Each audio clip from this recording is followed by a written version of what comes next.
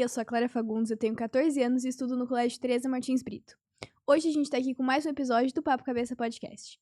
A gente vai conversar um pouco sobre meu lugar no mundo. A gente trouxe a presença ilustre da Andrea. Pode se apresentar. Olá, boa noite. Eu sou a Andrea Vronsky, sou psicóloga, sou professora universitária e vim aqui para bater um papo sobre a gente entender um pouco sobre isso, né? Que lugar é esse que a gente ocupa no mundo? Andrea, você pode falar um pouquinho mais sobre sua profissão e sobre a sua formação?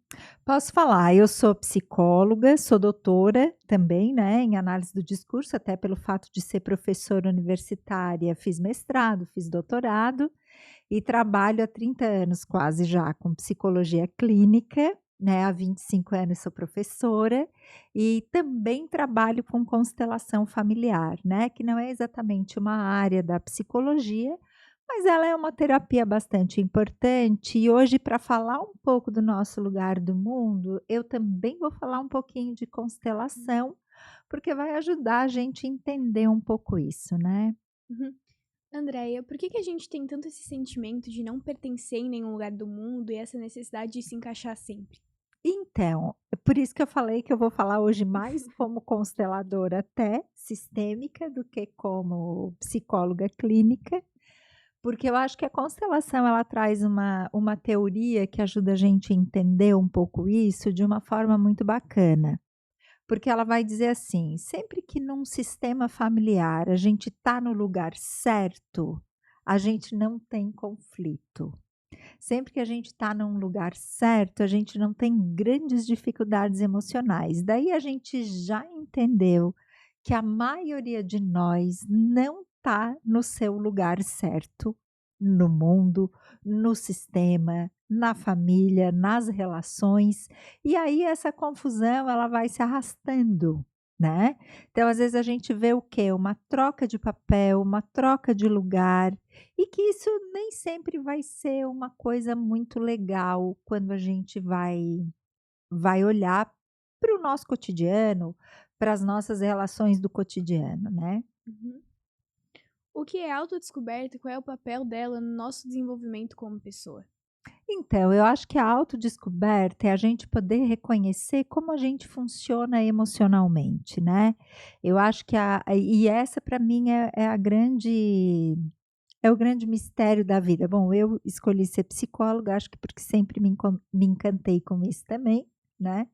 Então eu acho que quando a gente se autoconhece, a gente começa a entender que lugar a gente ocupa nesse mundo, né. E sobre essa ótica, eu gostaria de pensar em 2 momentos. Eu acho que a gente tem um lugar na família que a gente ocupa e que esse lugar precisa ser muito claro, mas a gente também tem um lugar no mundo que a gente ocupa. E quando a gente percorre o caminho do autoconhecimento ou da autobusca, que pode ou não ser por terapia, porque eu acho psicoterapia, né, eu acho que tudo aquilo que a gente busca para ampliar a nossa consciência, vai dando esse autoconhecimento, né. A gente vai conseguindo reconhecer com mais clareza qual é o nosso lugar e a gente vai conseguindo ocupar esse lugar, né. Quais são os benefícios de a gente se conhecer, de a gente descobrir quem a gente é no mundo, etc.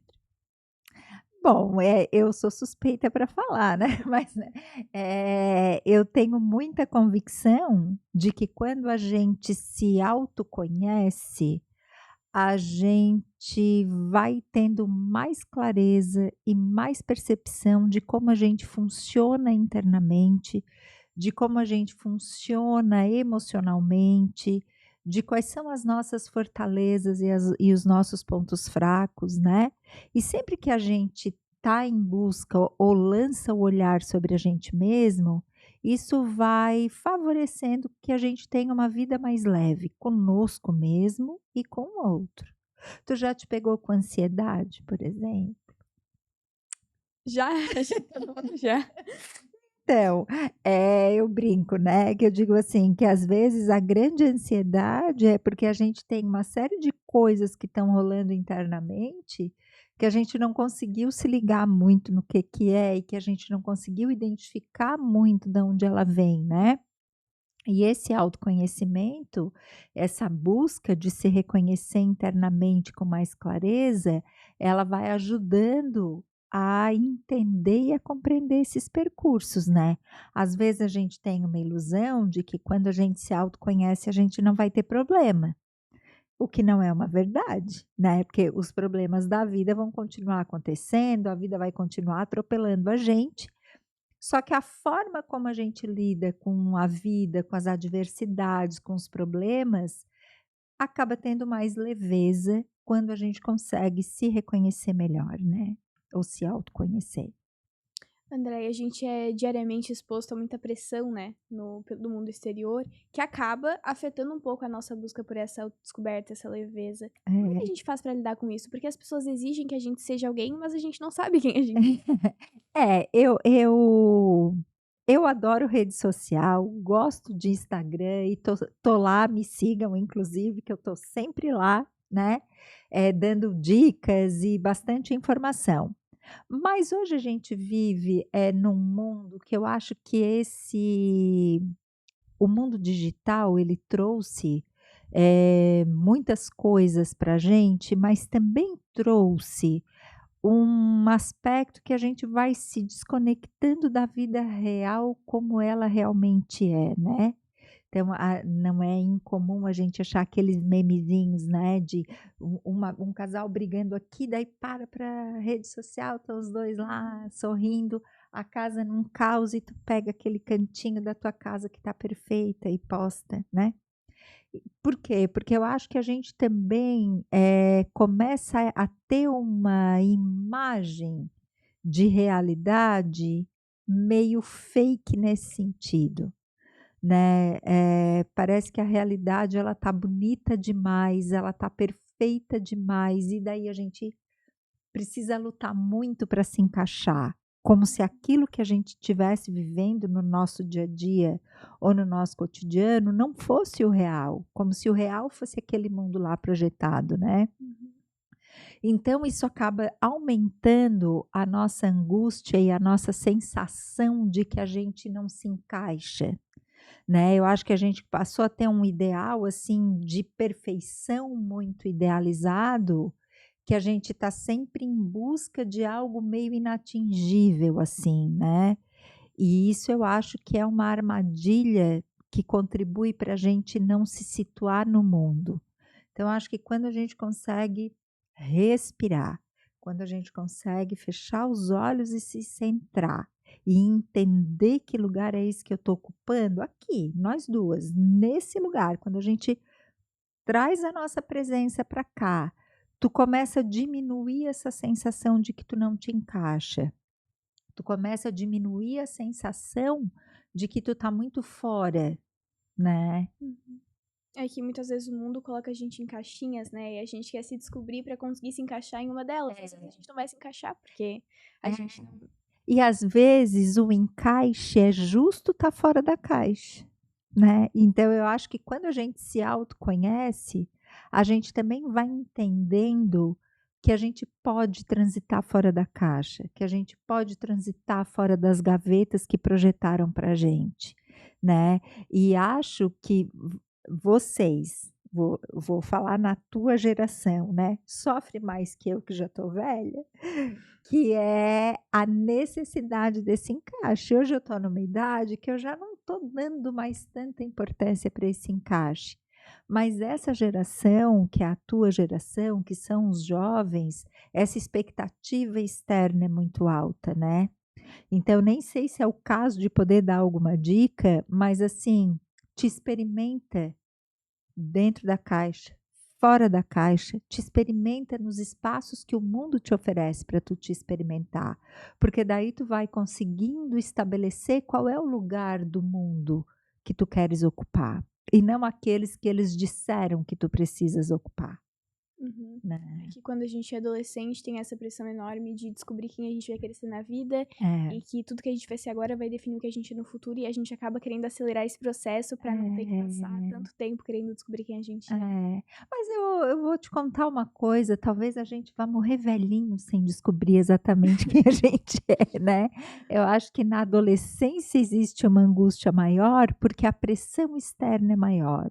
Existe uma pressão para a escolha de uma profissão, existe a pressão de uma escolha do que tu vai ser na vida, existe uma pressão da escolha de como tu vai transitar na tua sexualidade, existe muita pressão para muitos movimentos do adolescente, né, e muita expectativa externa que conta, porque a gente também não consegue se despir totalmente daquilo que os outros esperam que a gente seja, ocupa ou faça, né. Uhum. Mas eu penso que essa é uma angústia, só que talvez na adolescência é uma angústia e já na minha idade não seja, mas eu acho que clareza, talvez a gente morra velhinho sem ter, né. Andréia, comecei o meu processo de autodescoberta. Como que eu vou conseguir fazer pra me guiar pelo meu caminho pro futuro, pra tentar lidar um pouco com essas angústias que tem às vezes em relação ao futuro, baseado no que eu quero e não no que os outros querem? Ó, se é que eu posso dar uma dica aqui, né, eu vou dar. E até vou dizer para entrar lá nas minhas redes sociais que eu oferto uma jornada bem legal nesse sentido, mas eu acho que a chave para isso é a gente ter um autoconhecimento das nossas emoções. Eu acho que quando a gente consegue se conectar com as nossas emoções, e para mim as emoções elas são a chave para o nosso entendimento e a maior autodescoberta que a gente pode ter, né. Que coisa é essa que eu estou sentindo? Que coisa é essa que acontece no mundo que faz com que eu me sinta dessa forma ou que eu me sinta daquela forma? Por que que eu estou tendo essa reação? Porque então, quando a gente começa nesse processo desse autoconhecimento emocional, a gente consegue se situar melhor no mundo em relação a quem a gente é e como que a gente percebe esse mundo e transita nesse mundo, né? Uhum. E como pessoa que acabou de começar nesse processo, como você acha que pode fazer o autoconhecimento emocional? Então, eu vou indicar essa jornada, né, que é uma jornada de autocuidado emocional, que ela foi programada justamente para poder ofertar isso para as pessoas, né, porque eu também não gosto muito dessa ideia de que é só a psicoterapia que é a saída para tudo e para autodescoberta e para autoconhecimento. Eu acho que existem 1000 formas e muitas maneiras de a gente fazer esse caminho e esse percurso, né. Então eu acho que a gente se lançar no reconhecimento das emoções é a melhor forma. E tem uma lógica quando a gente fala do reconhecimento emocional, das emoções, que tem tudo a ver com o lugar que a gente ocupa no mundo, que desde muito criança a gente é convidado a não prestar atenção nas emoções, a gente é convidado a desativar as emoções, né. E eu penso que começar por a gente conseguir esse refinamento interno, assim, de diferenciar que emoção eu tô tendo. Por exemplo, quando tu tem raiva, tu chora de raiva? Às vezes. Pois é, daí eu vou dizer assim: quem chora de raiva não sabe ter raiva. Ou não sabe ter raiva, ou não sabe ter tristeza, ou confunde raiva com tristeza, por exemplo, né. Por quê? Porque a gente vai aprendendo a se desconectar de algumas emoções, né. Apesar de que o mundo já está muito diferente, mas a nós mulheres a raiva é muito condenada. Então, né, e de uma forma geral a gente vai tendo esse convite para se desconectar das emoções, né. Uhum. Se eu fosse chorar de raiva toda vez que eu sinto raiva, eu ia perder toda a água dentro do meu corpo. E daí tem uma coisa só, né, Clara, quando a gente, começa a reconhecer as nossas emoções, a gente consegue transitar no mundo com mais segurança. Então eu nem sei exatamente se é importante a gente saber qual é o lugar que a gente ocupa no mundo, ou se é a gente poder caminhar pelos caminhos que o mundo oferece com segurança. Porque talvez a gente não tenha um lugar, né, talvez a gente queira desbravar um pouco, mas o autoconhecimento e o autoconhecimento emocional, para mim, ele é o primeiro passo. né? Ou é o passo mais expressivo nessa busca da autocompreensão, né? Uhum. O que eu posso fazer se eu me sinto confusa em relação ao meu futuro, às vezes por causa da pressão externa, interna, enfim? Então, eu gosto muito de pensar que nenhuma escolha ela é definitiva. Eu acho que pesa muito para vocês que são adolescentes que, por exemplo, escolha de uma profissão, escolha de um ofício, escolha de um curso superior para fazer, eh, tem um peso como se aquela escolha fosse eterna, como se aquela escolha fosse definitiva, né.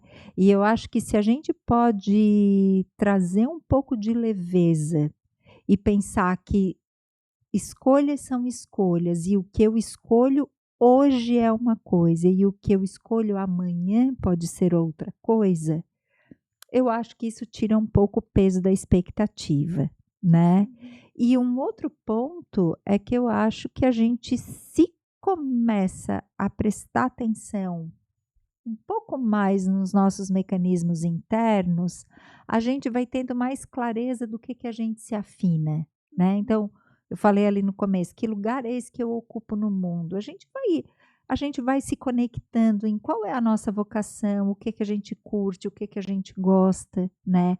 A gente sabe que tem profissões hoje que são as profissões do status, então todo mundo quer fazer aquele curso superior, todo mundo quer aquela carreira porque vai dar grana, porque vai dar prestígio, mas nem sempre o teu prestígio financeiro ou o teu prestígio social está conectado a essas profissões. Às vezes tu escolher fazer aquilo que te dá prazer, aquilo que tu gosta, aquilo que tu te identifica, aquilo que traz sentido para ti, também vai te levar para uma carreira de prosperidade financeira, de prosperidade, de reconhecimento social, enfim, Que a né. gente nem sempre se permite mudar de ideia, né, Andréia? Pra gente tem que ser esse ponto E final, se a gente muda, a ponto. gente tá errado. É. É complicado. Então eu penso assim, né, a gente tem que pensar que escolha não é uma sentença. Sentença é aquilo que, né, pá, Sim. tu não tem saída. E escolha não, eu escolhi isso hoje, pá, não é esse caminho aqui, eu quero esse caminho, tu tem mobilidade na escolha, né. Às vezes as pessoas criticam e condenam, e às vezes eu olho pessoas assim no meu consultório, o meu filho teve uma trajetória assim, que até ele conseguir identificar aquilo que ele queria, ele percorreu várias experiências anteriores. Ele se experimentou em vários lugares, até que ele entendeu: "Não, esse é o meu lugar, é aqui que eu quero me posicionar e é aqui que eu quero seguir", né.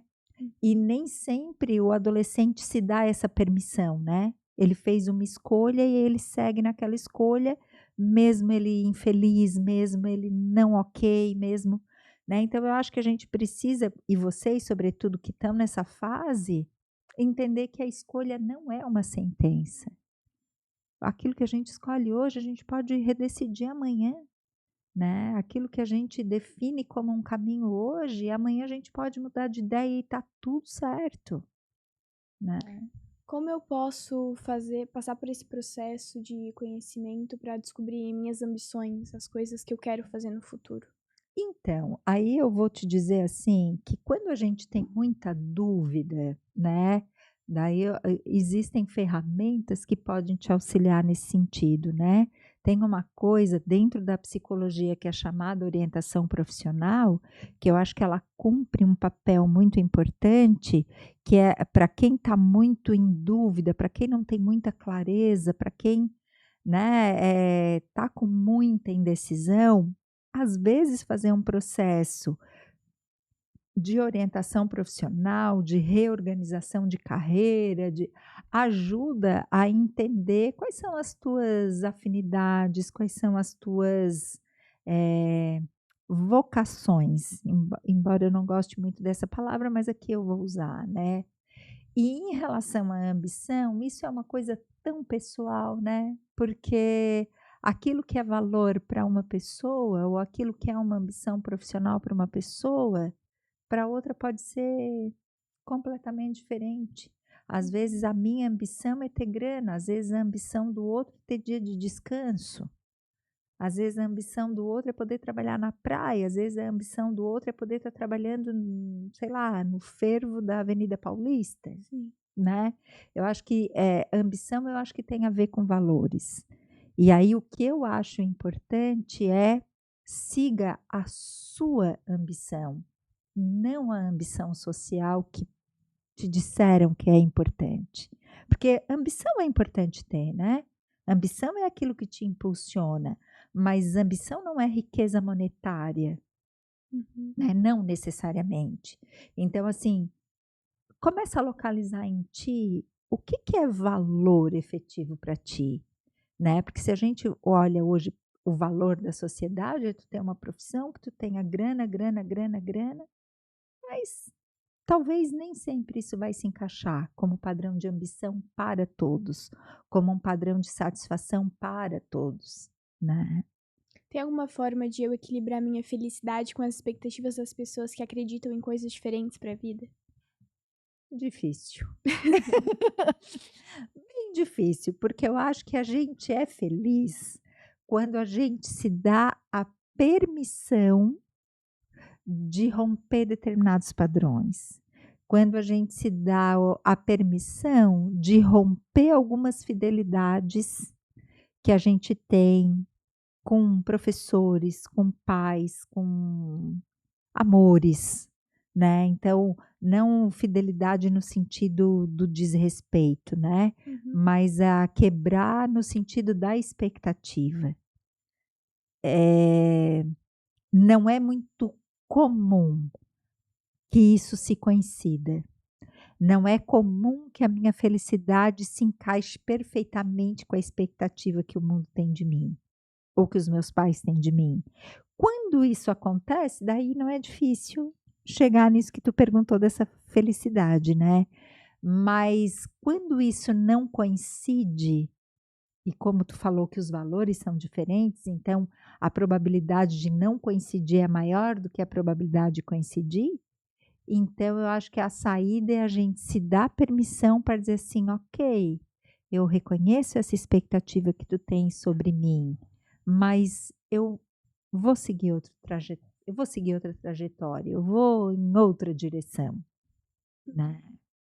Como é que a falta de apoio das pessoas ao redor pode me afetar numa busca de autoconhecimento do futuro? Então, muito, né, porque eu acho que a pior coisa é quando a gente quer se mexer, independente da direção que for, e a gente não recebe um apoio externo para isso, né. Então eu acho que esse apoio, ele é essa palavrinha que eu estou falando de permissão, né, eu acho que essa palavrinha ela é para a psicologia ela é uma chave, e a grande chave da felicidade ou da autobusca que a gente está falando, do autoconhecimento, é quando a gente começa a entender que a permissão é interna e não precisa ser externa, mas a busca de apoio sempre é um reforçador e sempre é importante. Então, eu acho que a gente também tem muita dificuldade em pedir literalmente o apoio do outro, né. Uhum. Às vezes a gente espera que o outro nos apoie sem que a gente peça o apoio, sem que a gente converse sobre isso. Então, eu acho que principalmente nessa relação de adolescentes com os pais, eu acho que a falta de diálogo é o que mais gera esse distanciamento de apoio, porque os pais idealizam uma trajetória para os filhos que na cabeça dos pais é a trajetória melhor. E os filhos idealizam a sua trajetória, e quando isso não coincide, é difícil esse pai apoiar essa trajetória aqui, né? Mas é possível quando esse filho consegue comunicar que isso é importante para ele. Uhum. Né, então eu acho que buscar apoio é uma coisa sempre muito importante. Às vezes esse apoio não vai estar necessariamente nas pessoas que estão muito ao nosso lado, né, mas a gente vai estendendo a nossa rede de contatos, de proximidades para reforçar essa rede de apoio, né. Quais são os efeitos da forma como eu me vejo nas minhas relações sociais? Total, né, total, porque eu acho que as relações sociais, elas são um espelho de como a gente se vê. Então, não tem como a gente se ver pequenininho e o mundo vê a gente grande. Sim. Não tem como a gente se ver grande e o mundo vê a gente muito pequenininho, nesse sentido, né. Então eu acho que a forma como eu me vejo é a forma como eu me posiciono no mundo, né. Quer dizer, se eu me vejo como uma pessoa muito diminuída, se nós 2 nos víssemos como pessoas muito diminuídas, nós não estaríamos aqui fazendo esse podcast, por exemplo, né. Então eu acho que a forma como a gente se enxerga, ela é diretamente proporcional à forma como a gente se posiciona no mundo. E aí que está a grande riqueza da tua pergunta lá. Quando a gente se autoconhece, a gente também muda a forma como a gente se enxerga e como a gente se posiciona nesse mundo, né. Porque a gente começa a se reconhecer a partir de valores que às vezes a gente não entendia que tinha, de habilidades que às vezes a gente não dava muito valor, né. A gente conhece nossas capacidades, Exatamente. percebe que a gente é mais do que a gente pensava, porque é muito difícil eu me ver pequena, me ver baixa e fingir que eu sou alta. Eu posso até tentar fingir, Aham, mas dá de perceber, sabe? É aham. algo que transparece bastante. Mas, por exemplo, vamos pegar esse exemplo que tu deste, talvez seja começar a olhar que ser pequena, baixinha, né, não vou dizer pequena, porque parece que é uma diminuição total, né, uma estatura menor, ela tem vantagens. Uhum. Ela não precisa ser totalmente desvantajoso isso, né. E tem um teórico na psicologia muito bacana chamado Adler, que ele trabalhou assim, ó, a lógica dele é que o nosso desenvolvimento humano, ele também é baseado em compensações. Então a gente percebe algo que é o que é. A estatura física é o que é, a gente não pode diminuir ou aumentar de tamanho, né.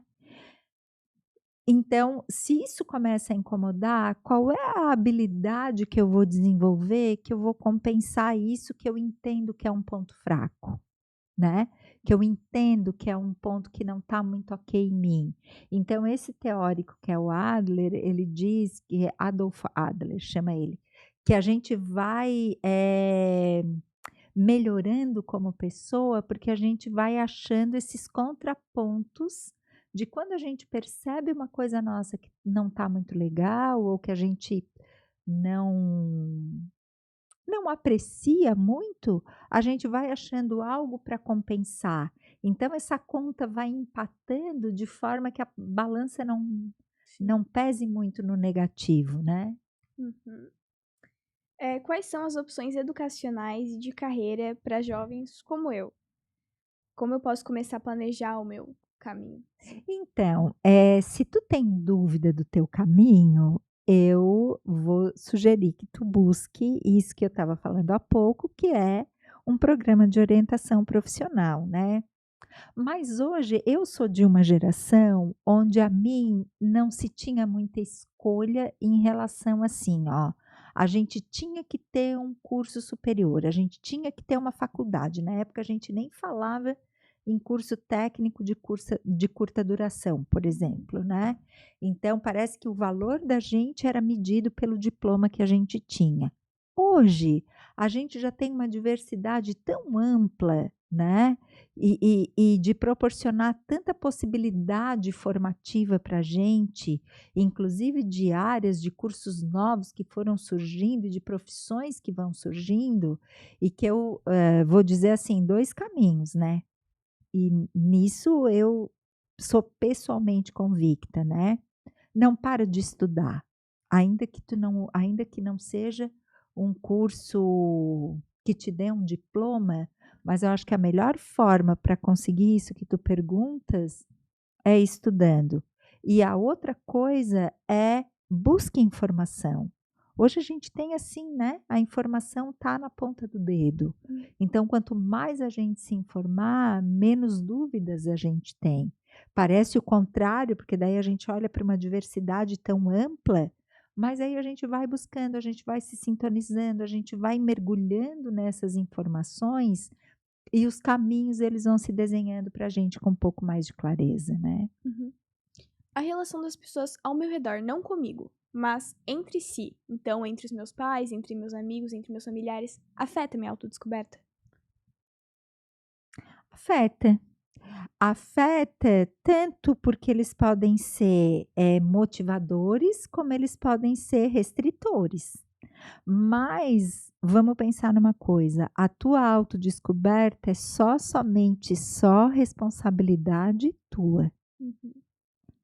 Eu não posso delegar ninguém a minha autodescoberta, né. Então eu tenho pais que não me apoiam, mas eu não sou refém do comportamento dos meus pais neste sentido, né.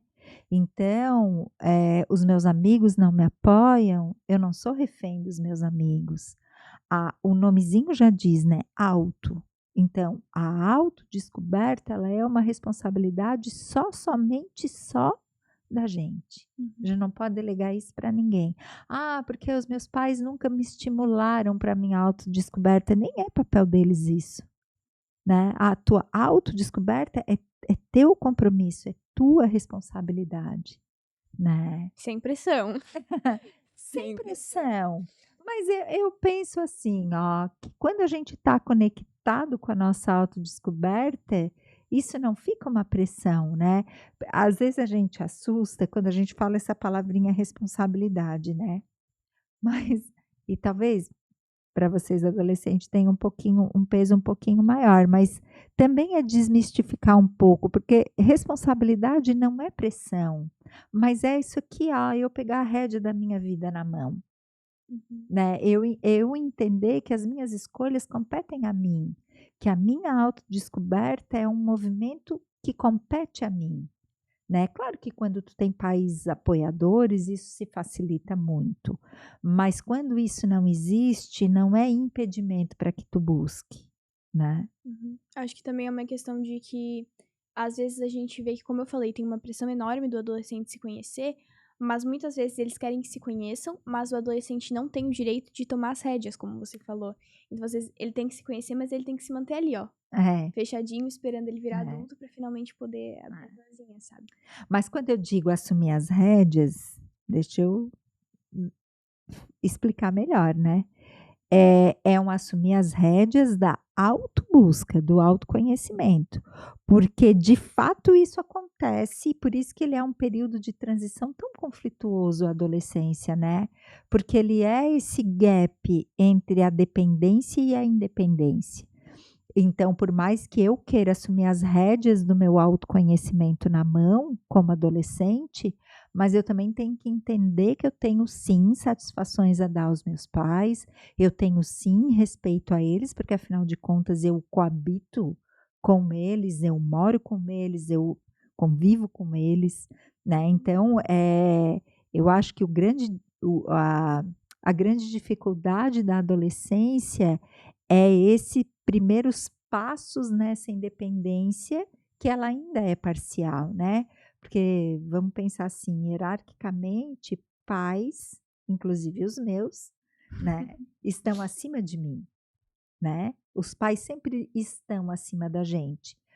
Acima não quer dizer em cima, né, mas a gente, e quando a gente é adolescente, a gente de fato deve algumas satisfações, mas a rédea do nosso autoconhecimento e da nossa autobusca continua sendo nossa, Uhum. né.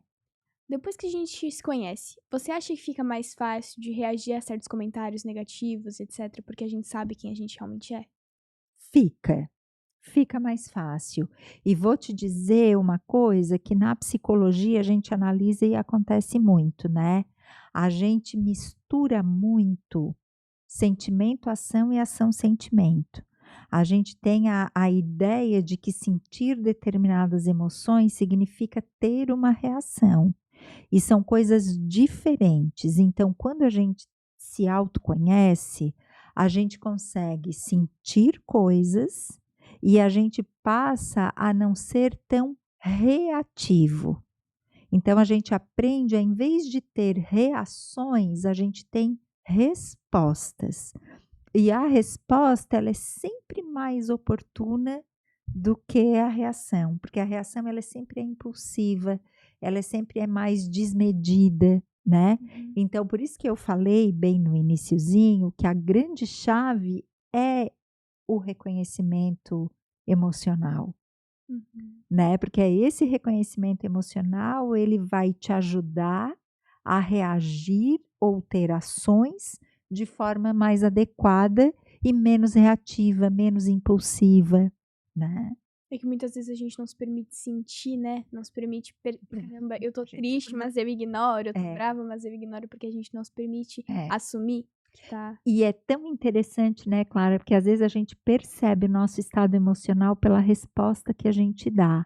Então é como se a gente desconectasse o que a gente está sentindo, e daí quando a gente faz aquela descarga impulsiva de uma reação meio desmedida determinadas vezes, daí aí que a gente consegue pensar, opa, o que está acontecendo comigo? Por que eu tive essa reação tão assim? Porque a gente vai se desconectando mesmo das nossas emoções, né? E como foi a sua jornada de autoconhecimento? Então, a minha jornada de autoconhecimento é uma coisa bem curiosa. Eu sou psicóloga e eu sou filha de psicólogo. Então, a minha mãe, eu tenho muito orgulho, porque foi a primeira psicóloga aqui da cidade.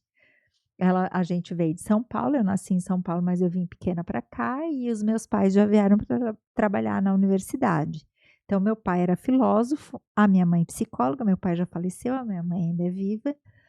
Então, eu acho que eu sou uma privilegiada, né? Porque eu, desde muito pequena, eu sempre fui muito estimulada para o meu autoconhecimento.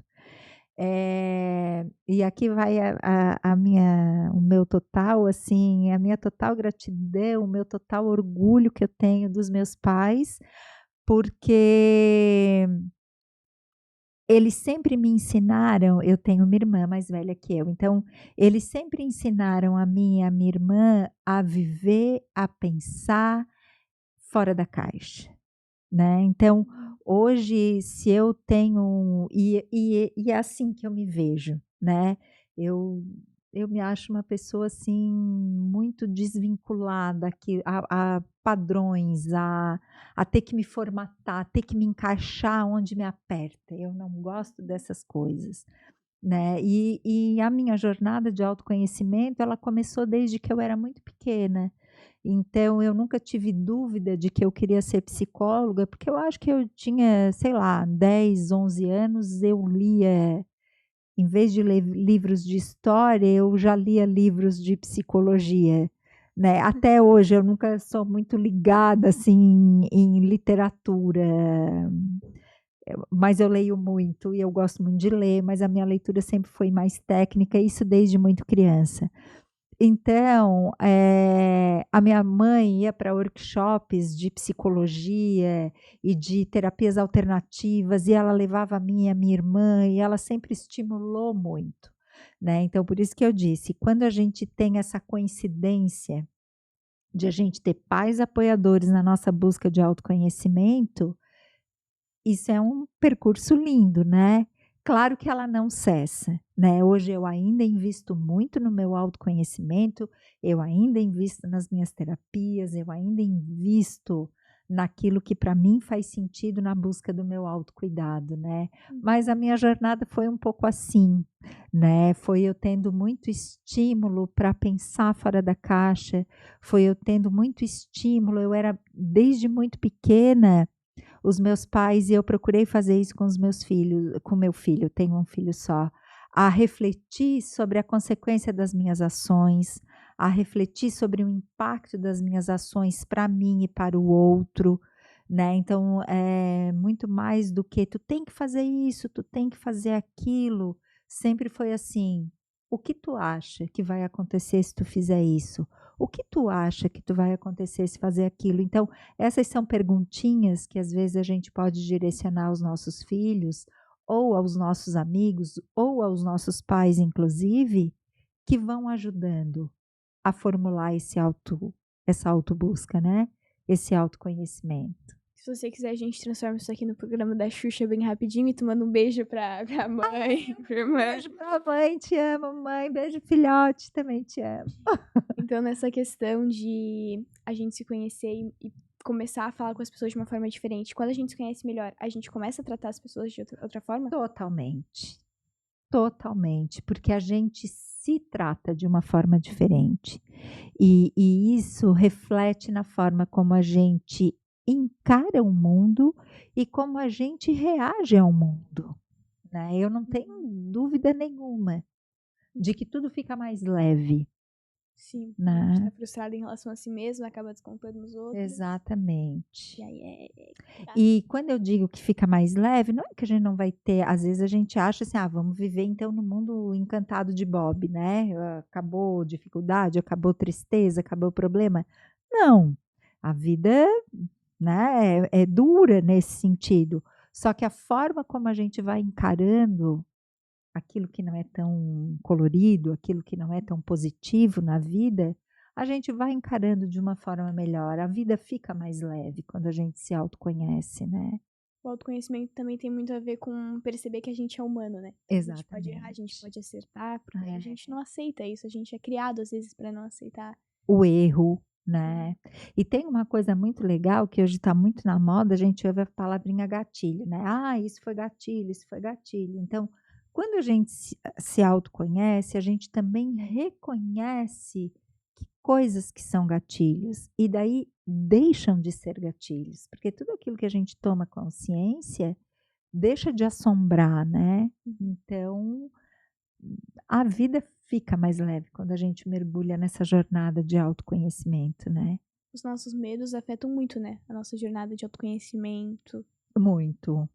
Os nossos medos, os nossos fantasmas, né? A gente tem uma tendência a tragificar muito as coisas, né? A gente tem uma tendência a dramatizar muito a vida e a gente sempre acaba projetando uma expectativa, às vezes, mais negativa do que é, na verdade. Isso, atrás disso, está o medo mesmo, né? Você acha que existe algum tipo de estereótipo, alguma coisa do tipo relacionada às pessoas que têm vontade de se conhecer? Porque às vezes, eu já vi pelo menos, pessoas chamando as pessoas de egoístas, etc. Às vezes a pessoa só quer saber quem ela é, sabe? Eu não vejo na busca do autoconhecimento. Eu acho que tem um estereótipo, que esses dias eu até falei num programa que eu faço no Jornal da Manhã na UniTV. Eu acho que tem um estereótipo que ele acaba sendo um pouco pior, que é essa, e parece que eu vou estar sendo contraditória por ser psicóloga dizendo isso, né? Mas é a palavrinha saúde mental. Eu acho que quando a gente vincula e a gente trabalha muito com o termo saúde mental, ele não está errado, ele é isso mesmo, só que ele vai amedrontando um pouco as pessoas e eu acho que isso sim tem mais estigmatização. No sentido, eu não preciso de psicólogo porque eu não sou louco, eu não preciso de psicólogo porque eu não tenho nenhuma doença mental. Né? Então, a gente ainda tem uma certa estigmatização, que eu acho que muito mais sobre ser egoísta é quando a gente busca profissionais e quando a gente busca movimentos de se autoconhecer, que isso tenha um pouco desse preconceito, assim, que as pessoas olham a gente. Mas tem um psicólogo para quê? Mas toma remédio? Mas isso? Mas aquilo? Né, eu acho que nesse sentido tem muito, né? Porque a minha premissa é justo ao contrário. Eu acho que o grande egoísta é aquele que não busca se autoconhecer. Andréia, a gente vai terminar agora. Eu quero agradecer a todo mundo que assistiu até aqui, que está acompanhando todo esse podcast, que é patrocinado pela Diamante Geração de Energia e financiado pelo FIA. Eu quero agradecer a você, Andréia. Eu vou pedir que sigam a gente no YouTube, no Instagram, Parque Diamante Energia.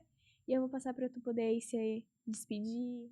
Então, tá, sempre é um prazer estar aqui, sempre gosto muito de participar desse podcast e vou dar a dica aí, né? Se tu achou que isso te serviu de alguma forma, olha lá essa jornada de autoconhecimento emocional e que pode ser para você o primeiro passo aí na busca do teu autoconhecimento, né. E também me siga nas redes sociais, que lá eu dou bastante dica de saúde mental, é Deia_Vronsky ou doutora Andréa Volpato Vronsky, tá nas 2 formas, vai me achar lá no Instagram, e é sempre muito bom estar aqui. Isso, obrigada. Tchau, tchau.